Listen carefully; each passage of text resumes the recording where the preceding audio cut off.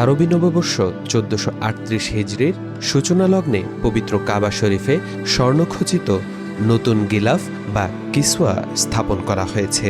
সোমবার স্থানীয় সময় এশার নামাজের পর মসজিদুল হারামে আনুষ্ঠানিকভাবে কিসওয়া উন্মোচন করা হয়।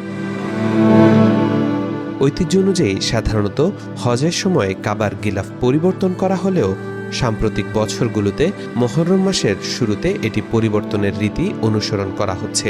সেই ধারাবাহিকতায় এবারও পুরনো গিলাফ সরিয়ে নতুন কিসওয়া স্থাপন করা হয়। এ উপলক্ষে বিশ্বের বিভিন্ন প্রান্ত থেকে আগত মুসল্লিরা তা দেখার জন্য ভিড় করেন। সৌদি আরবের আল জৌদ এলাকায় অবস্থিত কিং আব্দুল আজিজ কমপ্লেক্সে বিশেষ কারিগরি প্রক্রিয়ায় কাবার গিলাফ তৈরি করা হয়। প্রায় ১১ মাসের পরিশ্রমে শতাধিক দক্ষ কারিগর এটি প্রস্তুত করেন এবং ৭টি ধাপে সম্পন্ন হয় এর নির্মাণ প্রক্রিয়া। নতুন কিসওয়া তৈরিতে ব্যবহৃত হয়েছে ৪৭ খণ্ড উচ্চমানের রেশমি কাপড়। এতে পবিত্র কোরআনের ৬৮টি আয়াত স্বর্ণ ও রৌপ্যের সুতার ক্যালিওগ্রাফির মাধ্যমে অলঙ্কৃত করা হয়েছে। প্রায় ১২০ কেজি ২৪ ক্যারেট স্বর্ণ এবং ১০০ কেজি রৌপ্য ব্যবহৃত হয়েছে এই অলঙ্করণে।